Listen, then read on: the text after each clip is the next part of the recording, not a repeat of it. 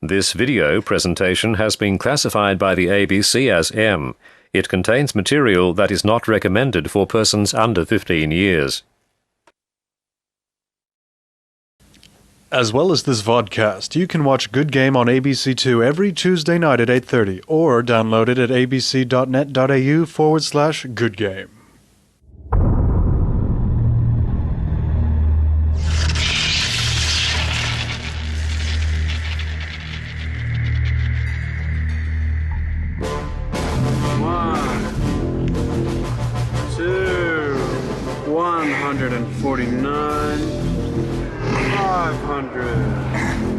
Hey, get up, I'm not done with my game yet. Faster, faster. 1, 2, 3, go! Aggressive stance. Defensive stance. Berserker stance. Stealth mode. Bear paw.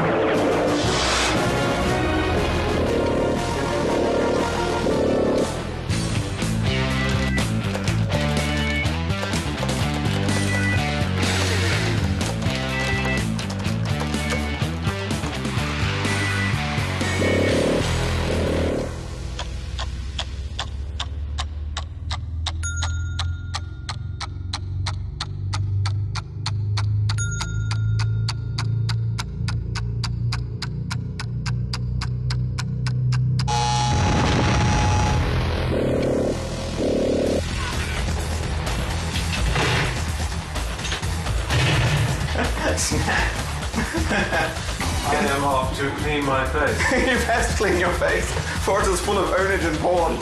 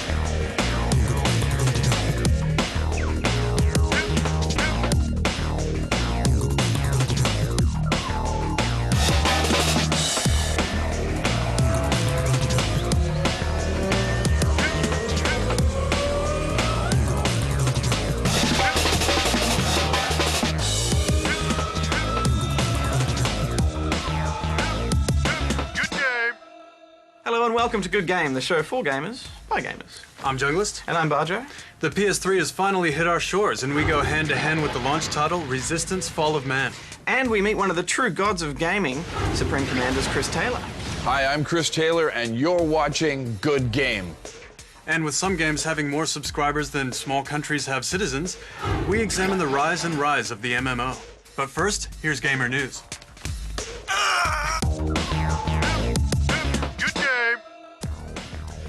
Joysticks and mice might soon be a thing of the past, with emotive systems revealing their new helmet and software that allows gamers to move objects within the games by thought alone.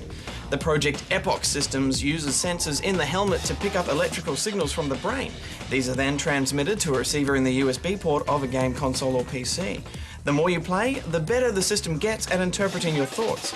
In testing, researchers found that young people were best at using the system. They think this is because of children's active imagination and their ability to believe they can move an object by thought alone.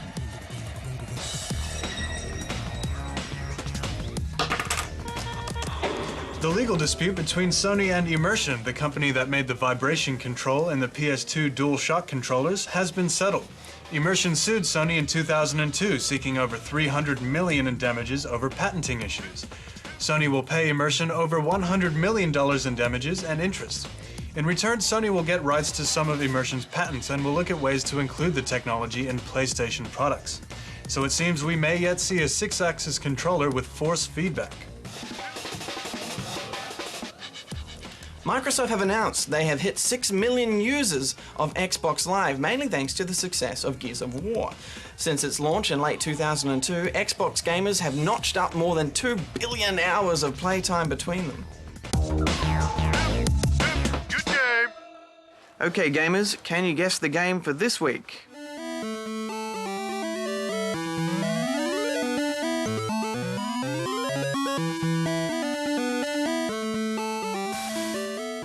And a huge thank you to Goldfish from the forums for donating the game and the console that it was played on. Good game. Governed by the Earth Empire, humanity entered a golden age of peace and prosperity.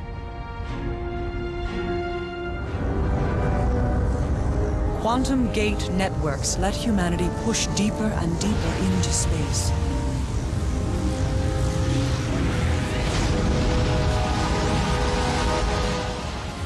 In game development land, there are just a handful of producers who can actually get their name on the front of the box.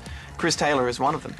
His game Total Annihilation set new boundaries for RTS, with a unique gameplay structure and, in its day, an innovative concept of a new unit every week. Well, it's been over 2 years in development, and finally TA's spiritual successor, Supreme Commander, is here. And joining us now on Good Game is Chris Taylor. Welcome to Good Game. Hey, how you doing? First of all, congratulations on Supreme Commander. Now, how does it feel to be Chris Taylor, God amongst gamers? I don't know. Well, you know what? It's just really great to finish Supreme Commander after having worked on it for over 3 years now, and to finally get it out there to the world so everyone can enjoy it and play it. The game is played on a massive scale. When did your vision for Supreme Commander begin? I had been thinking about my next RTS game since I founded Gas Powered Games in May of '98. You know, over those years, I was just kind of playing with different ideas. For me personally, bigger maps, more units, bigger units. What these things all do is allow the player to employ strategy. And that's the thing that I felt was really missing from the RTS genre was a lot more strategy, because we'd seen a lot of tactics. Now, when we added the strategic zoom capability to the game, we saw that there was an opportunity to bring all of these elements together. Giant maps, big units, massive armies, and it really allows people to bring strategy to the genre and to the experience in a way like no one has ever experienced before. A vital factor in any RTS is the balance between the factions. Firstly, do you agree? And if so, what lengths have you gone to ensure this in Supreme Commander? Well, you know, when you have a new franchise, when you have a new game, it's really important that the first one be balanced. So we focused on balance quite a bit. So the three factions are quite symmetrical at the early tech stages. As you progress up through the tech 2, tech 3, they get more and more diverse, and finally when you're at the experimental stage, tech 4, you have completely different units, radically different units, which really differentiate the factions. Now, as the franchise evolves, we're going to be doing a lot more to create asymmetry, but we're also going to have to do a lot more testing and a lot more work to make sure those factions are balanced with that asymmetry. So it's a challenging proposition, but one we're very excited about, because we do know that there are people who like the chess setup where each side is identical, but we also know there's people who really enjoy radical differences among factions. So we appreciate both of those perspectives. What can we look forward to in terms of support and additional content in the coming months? Well, you know, we're very, very dedicated to the mod community, which means that we've done a couple of things. We've made the engine very mod friendly, so that people can create mods and drop them in. There's a mod manager built right into the game, so players can turn them on and off very, very easily without having to exit the game.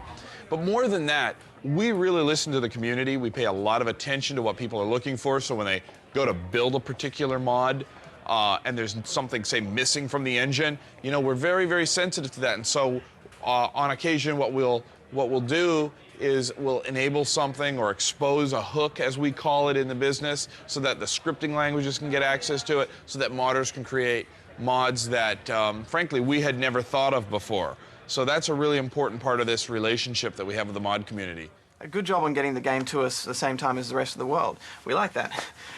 Any chance you're coming down under anytime soon? There's a chance. Unfortunately, the chance is probably a lot smaller than I would like. But the first chance I get, I'm on a plane and I'm coming to Australia. You can count on that. So what's next for Chris Taylor and Gas Powered Games? Well, we've got a lot of stuff in the works. In fact, we've got more projects in development than we've ever had.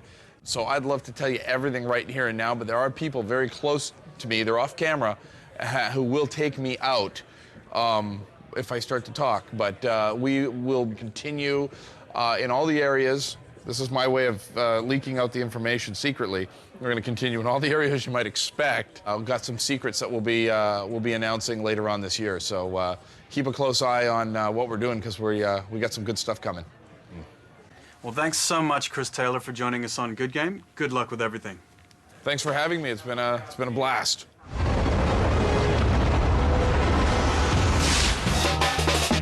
Good game.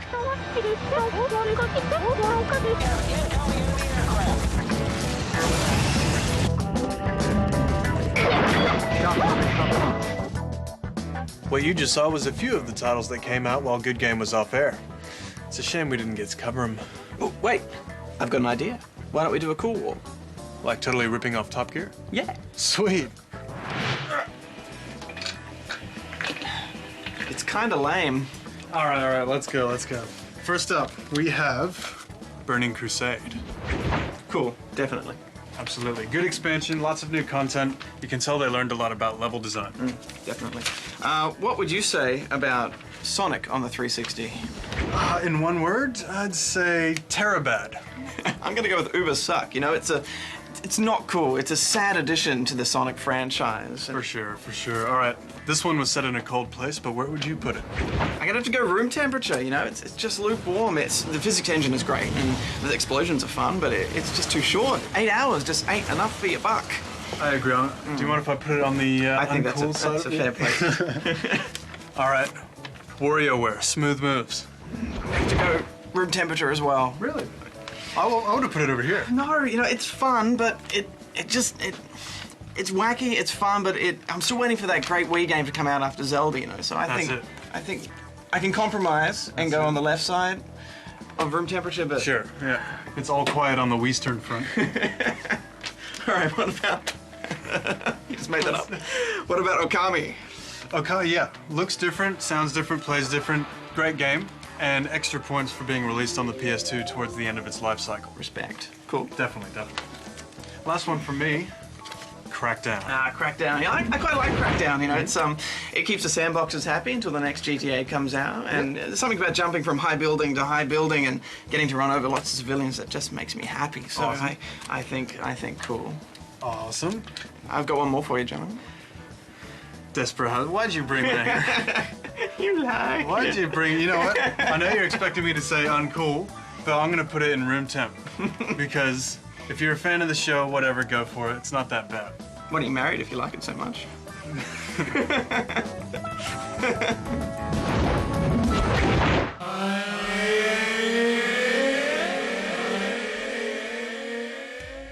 Regular visitors to our forums will know that one of the most popular sections is Ask the Doc, where our very own Dr. Daniil tackles your tech problems. Ably abetted by our other forum Glothans. Indeedly. And this time around, the Doc is going to tackle one of your problems on the show each week. Over to you, Doc. Hey guys, each week we'll be taking a problem from the forums and hopefully trying to fix it. This week we'll be looking at Shroudleaf's wireless network card problem.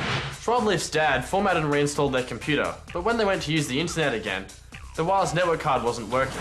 To me it sounds like a driver problem, so here's my suggestion. Make sure that you check that you're on the D-Link Australia website as opposed to the D-Link America website, and that you've got the correct revision driver for your card. There should be 2 revisions, B and C, and you'll need to check on your wireless card which one it is. And mate, keep your dad away from your machine. Each week on the show, we like to give away a Good Game shirt to the best review posted on our forums. This week it's... Good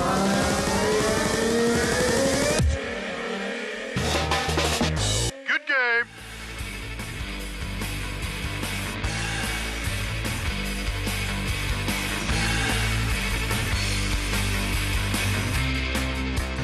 Everyone's an addict. Everyone's a killer. And everyone's a psycho now. There is something like 8 new MMOs coming out in 2007. That's including the WoW expansion. Do you think there's enough of a market for all these? I suppose the straight answer to that is no. I think probably over half of them will fail. The MMO market is a bit of a strange one at the moment. We're not 100% sure how many people are in this market or what their interests are, it's still very much in its infancy. When games like Ultima Online and EverQuest came out, people thought that the maximum market for any game would be anywhere between 200 to 500,000 people. And then World of Warcraft came along and it's got 8 million players now. If I was developing another MMORPG, I would be very worried. Why are players going to leave this world and create a character in that world and do the same things? Yes, the game mechanics are different, but the process is the same, the play cycle is the same. Once you've got PvE, then there's the path of least resistance, and players will always find the path of least resistance to the end objective, which is to unlock all the abilities and get the best gear.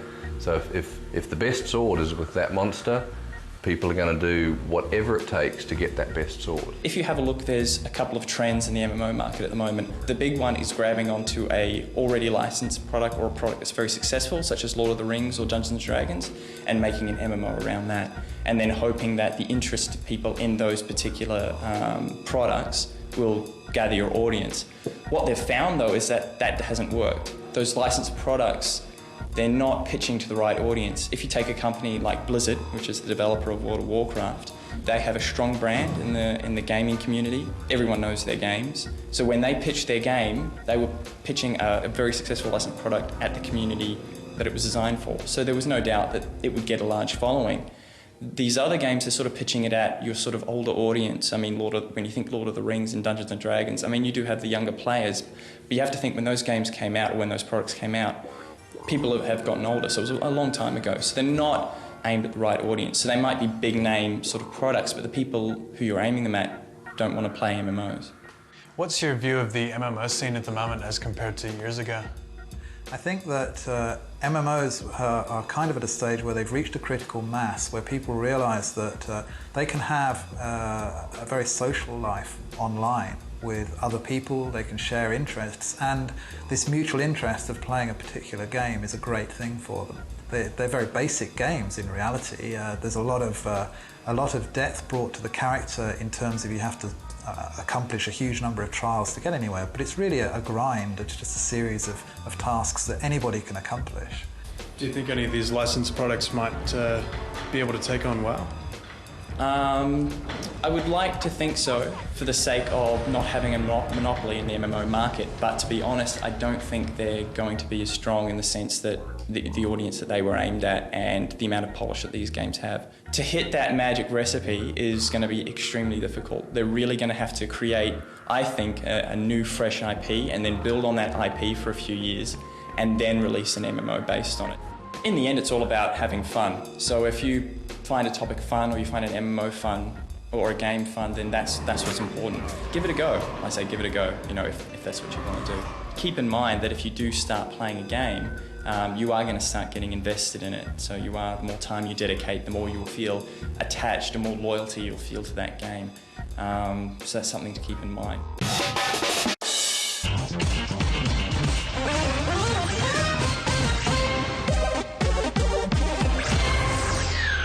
Good evening, everyone, and welcome to the first episode of Gamer Tonight. Tonight we're joined by Hearth Innerside, a sad, lonely little man who spends the majority of his time playing games which should have been forgotten. Ladies and gentlemen, this man is a retro gamer. Glad to be here, Richard. Wow, the emo kid is glad. Hey, just because I'm not conforming to your ways, it doesn't make me an emo. Cheer up, emo pops, I'm just messing with you. So, Hearth, could you answer me this? What year is it? 2000. More like 1991? I mean, look at you. I bet you still spend your time still playing a Nintendo Entertainment System. 1991? If I thought it was 1991, I'd probably be playing a Super Nintendo. Don't get smart with me, kid. I have a master's degree in video gaming history. Wait, what? Master's degree? You just made that up! No, I didn't. You're just jealous of my awesome skills. Okay, now for my next question. Do you know what this is? Yeah, that's a PlayStation... Wrong! It's a PlayStation 3! You said PlayStation! I was about to say 3. Sure you were, kid. I know your type, always living in the past. Probably to cover up some deep-seated mental issues. You're insane! Why are you doing this to me? What kind of an evil person invites someone on his talk show so he can emotionally torment them? Oh, snap! Security! He's wearing a power glove! Save me! La la la la, so you think you can't game. Hey, who's that? That's AI. He's got his own segment. When? It starts in a few seconds. What do you mean Each week, I'll be giving you the best tips and tricks from the gaming community to transform you from an average gamer into a godlike gamer. This week, we're looking at Supreme Commander. What we're looking at in particular is formation moves. Now, you probably already know that to get in formation, you hold down the right mouse button and left click to choose your formation. But if you try to move your formation, your faster units will tend to rush up ahead and get killed by point defenses, leaving your slower units behind and more vulnerable. So this is what you need to do. Hold the control button down and Alt as well, and then right click to move your units. The fastest units will move at the speed of the slowest units, which means they all stick together nicely, and if you have a shield generator, even better. So jump on our website, and I want to hear the best tips and tricks that you guys have as well. Also, if you're feeling a bit noobish, post a question and we'll see if we can answer it for you. I'm going to also leave you with a challenge. At the moment, to get an experimental unit up, the par time is around 20 minutes.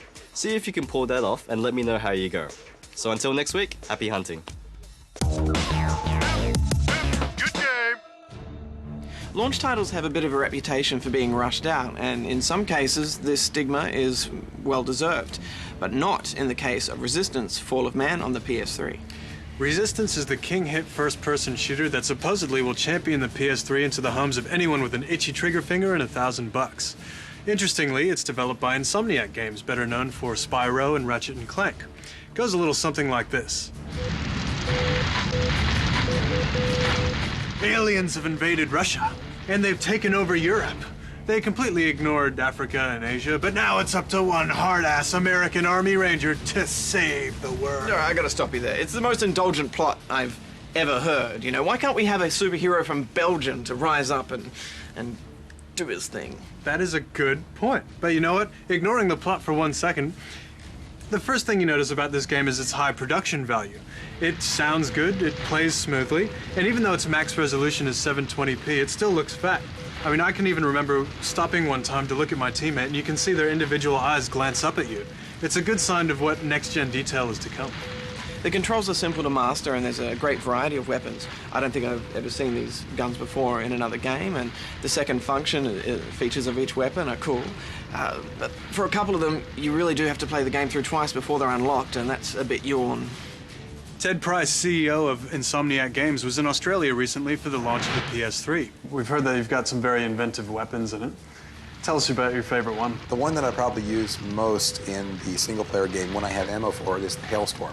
The Hailstorm is this big-ass Gatling gun that fires out a lot of bullets at once, and the bullets ricochet off of objects. So when they ricochet, they actually pick up speed, and they do more damage to enemies if you manage to like shoot around a corner.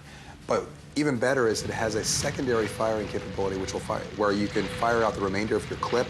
It hovers in midair and with this little kind of rotating turret, and will target enemies around the environment. The Chimera infect humans with a virus as a form of assimilation. The main character is resistant to the virus, so the only way they can hurt you is with good old-fashioned pain.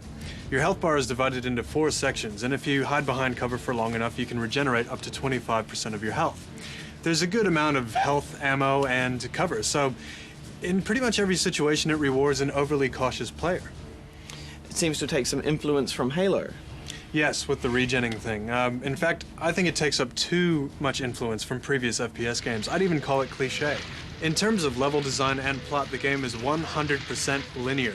Occasionally you'll find yourself in cleverly created obstacle courses with some crazy landmines, and other situations you'll find yourself in large full-scale battles with human versus chimera, but they're the most fun in the game, but they're just too short, and soon it goes back to linear monotony for another few levels. On top of that, it suffers from Quake Syndrome.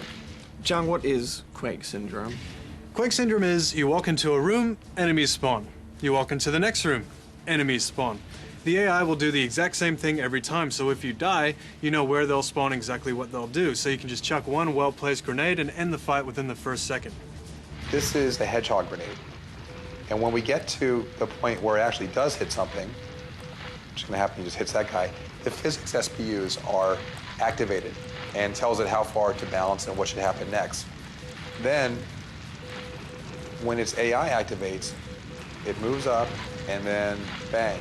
We have 50 spikes that are all moving outward. Each one of those spikes is sending its own AI routines and collision routines and sound routines through the SPUs. When you have this much stuff going on in the game, it can really overload your processors. But because we divvy it out equally among all the SPUs, we can do far more on screen than we ever could before. All right, so I think we can agree the single player is pretty standard issue. What about the multiplayer? This is the strongest part of the game in Resistance. It's got stats, it's got clan sections, leaderboards. If you're not a hardcore player, you don't like to get into a match where you're playing against really good players, you can create your own non-ranked matches where you can customize the games to your heart's content. We also have a party system where you can invite a bunch of your buddies to form a party, and you can move into team-based games as a group and stay on the same team. I think 8 out of 12 of the guns, the inventive guns in the game, are actually in the multiplayer as well. So that's pretty good, but seeing as the PS3 doesn't support LAN for the time being, how competitive can it really be? You know, I think it's going to get pretty competitive. I mean, we've really yet to see what Sony has done for us with Australian pings and that kind of thing over here, but it's been well received in the US, so we all have high hopes for it. No subscription fees as well. Exactly. Final thoughts? The game has very little imperfection. It's very well polished, and grats to Insomniac for making a game when they've been doing platformers. You know, it's fantastic. But it does lack the subtle elements which what we have had in better games in its genre. So I did give extra points though, because you do get to teabag your enemies once they're dead. That was cool. The game is finished and it plays well. What we're lacking is the icing on the cake. There's no puzzles and very little emotioneering techniques or character depth. The plot is recycled, which means we're down to the basics. It's enough to make it a good game, but not a great FPS, so I'm giving it 7 out of 10 chickens. The fun is in the multiplayer. 7 out of 10 rubber chickens from me. So did you guess the game for this week, gamers? It was Paperboy on the Sega Master System. The arcade version was released in 1984, but this version was released in 1990. In addition to getting points for delivering papers, you also got extra points for graffitiing homes of non-paper buyers. Well, that's it for Good Game this week. Jung and I will be on the forums after the show, so drop us a line. Next week, we'll be checking out the new PS3 title Motorstorm. We'll also be chatting to the head developer of Stalker to find out the challenges involved in developing a game in the shadow of Chernobyl. And in the first Raffle Cup for 2007, I take on Ricky Punning at his own game. Plus God of War 2 and more. All happening on Good Game next week. Catch you out, noobs.